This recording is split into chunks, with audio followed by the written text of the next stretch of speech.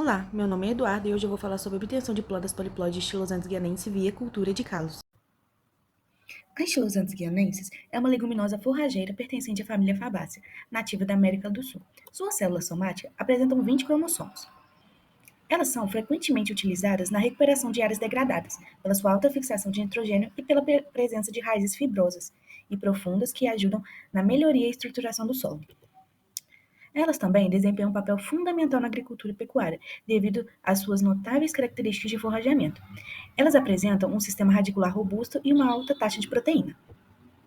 A aplicação de técnicas de indução de poliploidia por meio de calos em cultura in vitro surge como uma abordagem inovadora, visando potencializar ainda mais as características agronomicamente relevantes dessa leguminosa.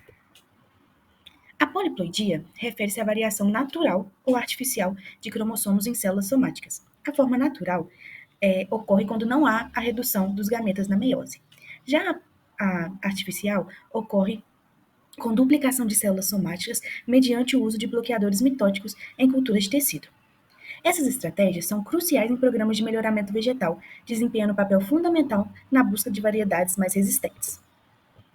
Os calos são massas celulares de células somáticas não diferenciadas e desorganizadas, formado em resposta a um estresse, como ferimento, infecção, patógeno, entre outros.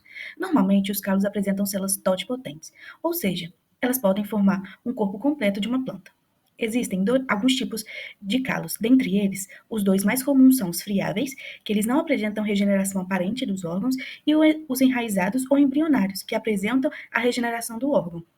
A utilização de calos é uma ferramenta inovadora na indução à poliploidia, que visa potencializar ainda mais as características agronômicas relevantes.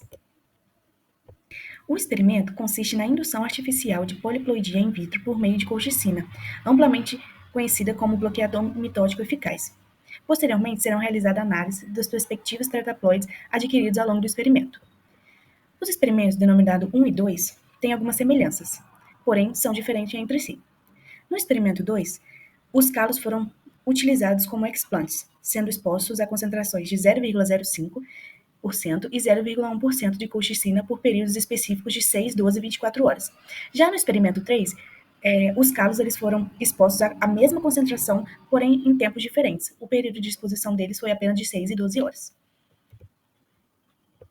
No experimento 2, foram utilizados 5 explantes por frasco, envolvendo dois tratamentos distintos de colchicina, o de 0,05% e o de 0,1%, expostos a 6, 12 e 24 horas. Nessas concentrações, conseguimos observar que na concentração de 0,05%, com exposição de 6 horas, 20% dos calos sobreviveram. E eles apresentaram caule e crescimento foliar. De 12 horas de exposição, 10% dos calos sobreviveram. E em 24 horas, 25% dos calos sobreviveram. E eles não tiveram nenhuma evidência de crescimento de órgãos vegetativos.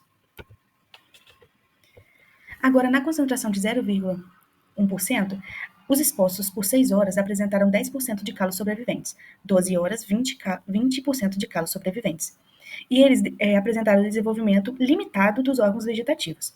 Já em 24 horas de exposição, apenas 5% dos calos sobreviveram.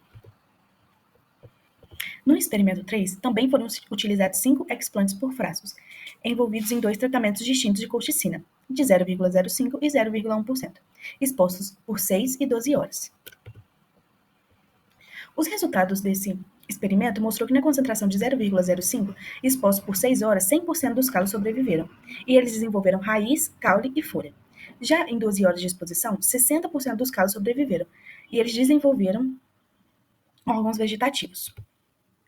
Na concentração de 0,1%, expostos a 6 horas, 100% dos calos sobreviveram, e eles desenvolveram raiz, caule e folha.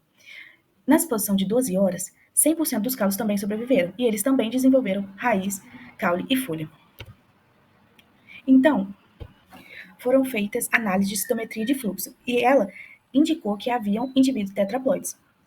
Um já está aclimatado e está em terra já, e alguns outros eles foram utilizados e colocados in vitro, e eles estão recebendo manutenção constante para que eles possam crescer e ser aclimatados também. É isso, obrigada pelo tempo. E por fim, agradecer também à Agência de Fomento FAPEMIG e ao FJF.